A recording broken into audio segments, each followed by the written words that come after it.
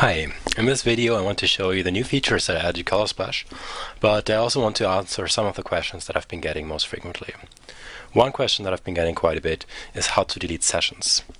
The easiest way to delete a session is just to use your finger and swipe sideways on the session that you want to delete. And then this delete button pops up and you can just click it and the session is gone. The other way is to use this edit button at the top right. If you click that, you get these minus symbols on the left here, and you can use those to delete the session.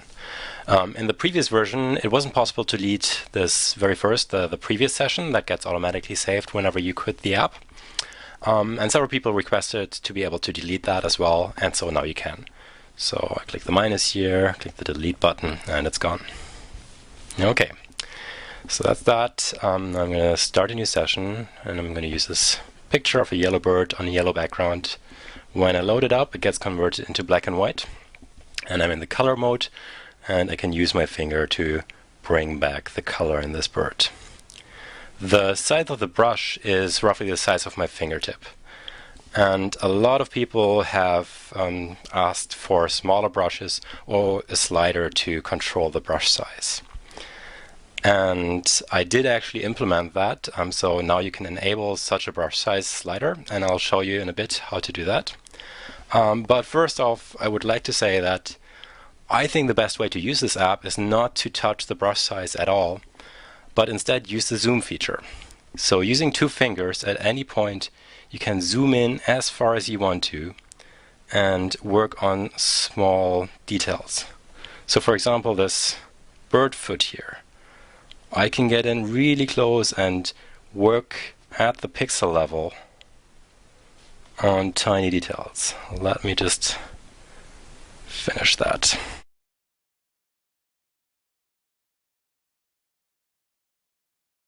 So as you can see, this tiny detail, it's totally possible to be extremely accurate without changing the brush size just by using the zoom feature. Okay, I'm just going to finish this bird quickly.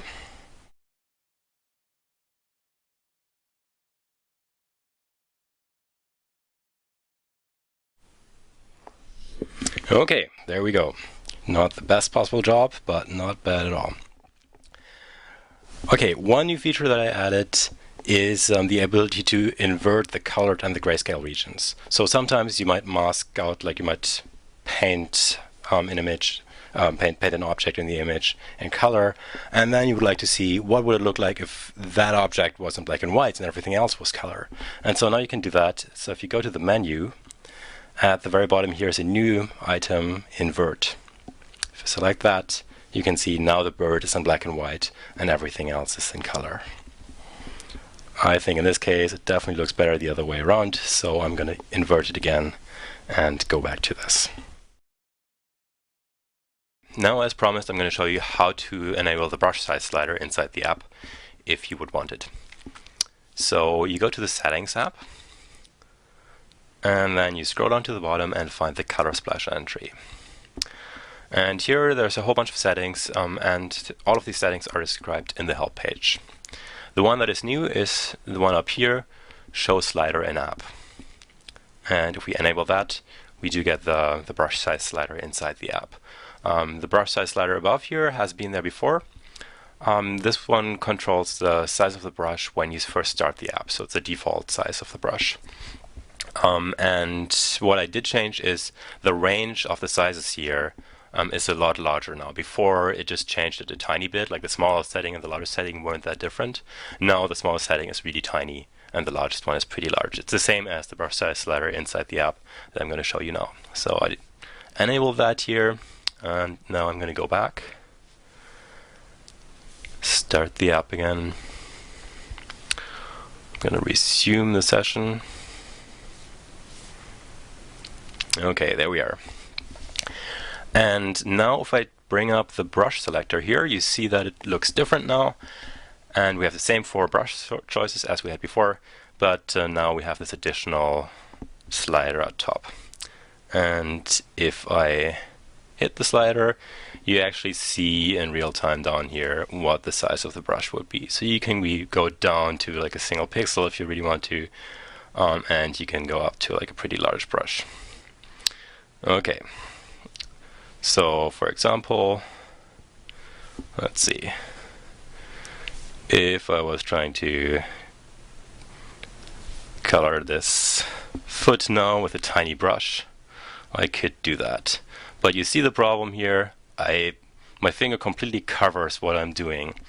And so in theory it could be really accurate, but I personally find it pretty hard. So personally I recommend, as I said before, to just leave the brush size at roughly finger size and then just zoom in and work like that. Okay. So one more thing that I want to talk about is this red mode. A lot of people have been getting very confused by this, and so let me tell you what it does and what it doesn't do. What it does not do is paint your image red. So this is not a feature to add color to the image. ColorSplash will always just bring back the original color or turn things black and white. The red mode only helps you to see which parts of the image will be in color. And so that's useful, for example, if you have like a sky that is just like a tiny bit of blue, but mostly like gray whitish. And if you want to turn that black and white, it can be very hard to see, and if you missed a spot somewhere. And so this red mode makes it very easy to see that. In this case, for example, well, in this image it doesn't help too much, although I do see that I missed like a whole sliver on the bird here. So I can correct that. Okay, not doing a great job here. Anyway, so that's the idea of the red mode. So the red color, when I save the image, will never get saved.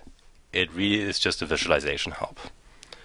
The saved image will always look like this. It will be color and black and white. Finally, I want to briefly respond to an issue that quite a few iPod Touch users have been reporting. And that issue is if you save an image in the application, it gets saved to the saved photos album. But when they look at the saved image in Apple's Photos Viewer, the image appears very blurry. It appears at a much lower resolution than the image that you see here in ColorSplash. And this is actually a bug in Apple's Photos Viewer. This bug was fixed by Apple in the latest firmware on the iPhone, but it looks like they didn't actually fix it on the iPod Touch. But hopefully in the next firmware they'll fix it for good. For now I put a workaround into ColorSplash which slightly changes the resolution of the saved image. And that should prevent this bug from appearing, because it only affects images of certain resolutions. Let me know if you still run into this problem. Okay, finally let me end with a few seconds of shameless self-promotion and show you my other app, which is called Juxtaposer. In Juxtaposer you work with two images at a time, and Juxtaposer lets you combine these two images in fun ways.